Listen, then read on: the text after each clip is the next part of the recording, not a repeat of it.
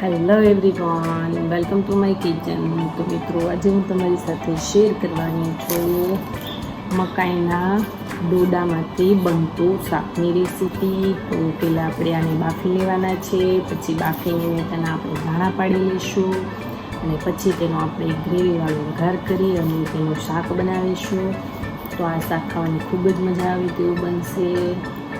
અને મિત્રો, તો આ રેસીપી એન્ડ સુધી જરૂરથી જોજો, સ્કીપ બિલકુલ પણ નહીં કરતા। અને મિત્રો, અમારી ચેનલમાં હજી સુધી તમે નવા હોય તો મારી ચેનલને લાઇક કરજો, શેર કરજો, સબસ્ક્રાઈબ કરજો અને મારા આવા જ નવા વિડીયો જોવા માટે બેલ આઇકન બટનને પ્રેસ કરજો, જેથી કરીને તમને મારા નવા વિડીયોની નોટિફિકેશન સૌથી પહેલાં મળે। તો ચાલો બનાવવાનું સ્ટાર્ટ કરીએ। તો તમે જોઈ શકો છો કે મેં મકાઈને બાફી લીધી છે અને ઠંડી પણ થઈ ગઈ છે। અને તેના માટે મેં 2 નંગ જેટલા ટામેટાં લીધા છે અને તેને આ રીતના મેં કટિંગ કરી લીધા છે। 1 નંગ મેં કાંદો લીધો છે, તેને પણ આ રીતના કટિંગ કરી લીધું છે। આદુનો ટુકડો લીધો છે, હવે તેને આપણે ખમણી લઈશું અને પહેલાંનો આપણે વઘાર કરી લઈશું। ગેસ ઓન કરીશું, બાઉલ મૂકીશું, તેલ એડ કરીશું,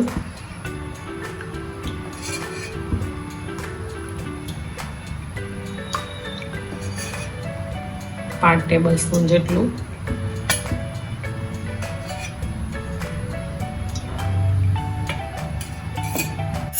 આપણું તેલ જે છે તે ગરમ થઈ ગયું છે તો 1 ટેબલ સ્પૂન જીરું એડ કરીશું,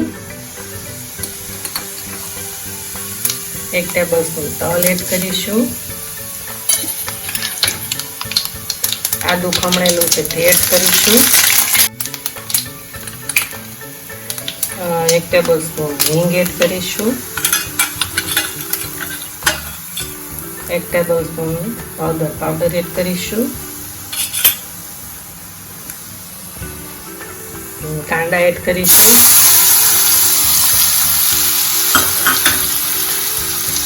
મિક્સ કરી લઈશું અને આપણે કાંદાનો જે રંગ છે થોડો ચેન્જ થાય પછી તેમાં આપણે ટામેટાં એડ કરીશું। ત્યાં સુધીમાં આપણે જે મકાઈ છે તેના દાણા જે છે તે આપણે પાડી લઈશું।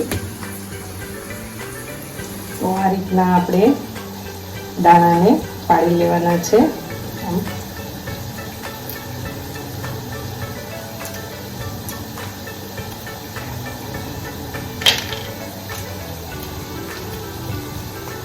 અને આપણે કાંદાને એકદમ સ્લો ગેસ રાખીશું અને સાતળવા દઈશું। ત્યાં સુધીમાં આપણે મકાઈના દાણા છે તે પાડી લેવાના છે।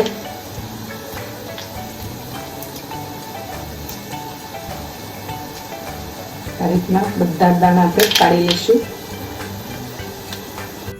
તો હવે કાંદા જે છે સંતળાઈ ગયા છે તો ટામેટા એડ કરી દઈશું, મિક્સ કરી દઈશું।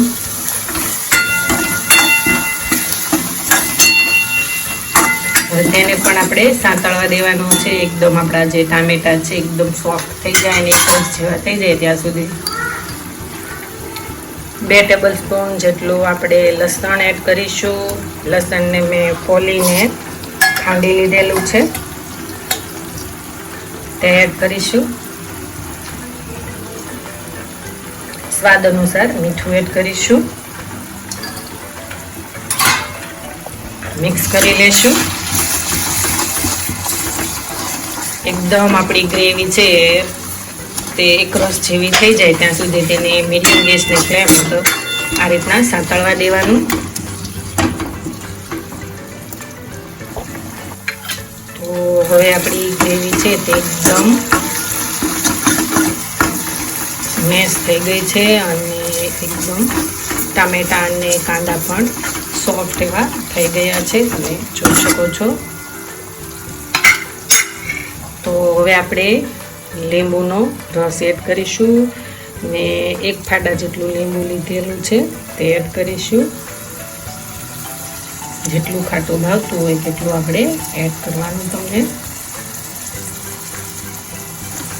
2 ટેબલ સ્પૂન જેટલો ચટણી પાવડર એડ કરીશું, જેટલું તીખું ભાવતું એટલું એડ કરવાનું.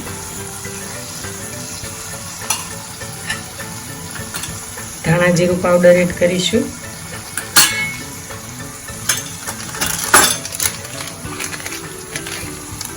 થોડો ગરમ મસાલો એડ કરીશું. મિક્સ કરી લેશું.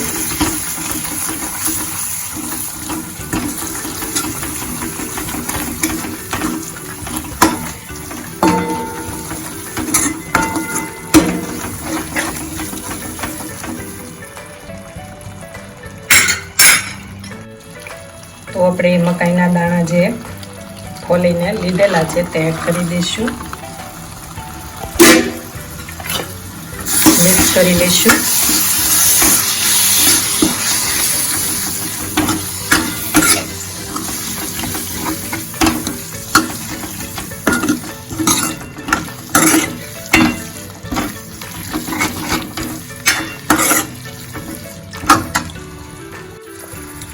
તો હવે આપણે થોડું પાણી એડ કરી દઈશું.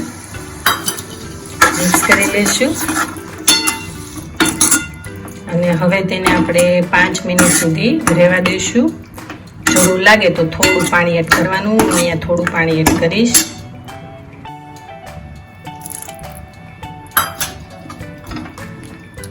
મિક્સ કરી લઈશું.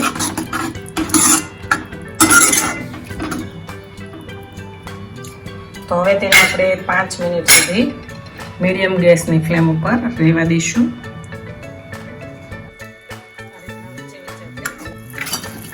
આ રીતના આપણે વચ્ચે વચ્ચે હલાવતા રહેવાનું અને આપણું જે શાક છે તે એકદમ સરસ ગ્રેવીવાળું બનીને રેડી થઈ ગયું છે. તો આપણે ગેસ ઓફ કરી દઈશું અને એક બાઉલમાં ટ્રાન્સફર કરી લઈશું.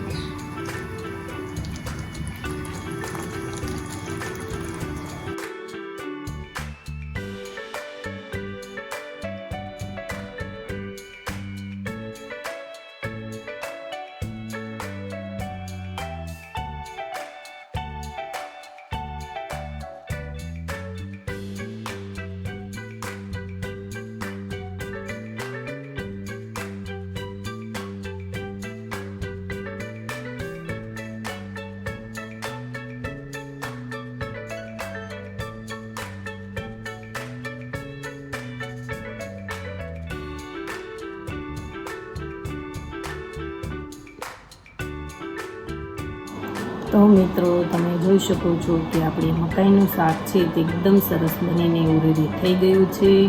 તો આ શાક ખાવાની ખૂબ જ મજા આવે તેવું છે. એકદમ ટેસ્ટી પણ છે. તો આ રેસીપી ઘરે બનાવવાની પણ જરૂર ટ્રાય કરજો. ખૂબ જ ટેસ્ટી સ્વાદિષ્ટ એવી લાગશે. અને મિત્રો હવે આપણે નવા વિડીયો સાથે ફરી મળીશું. Thank you for watching. Bye bye.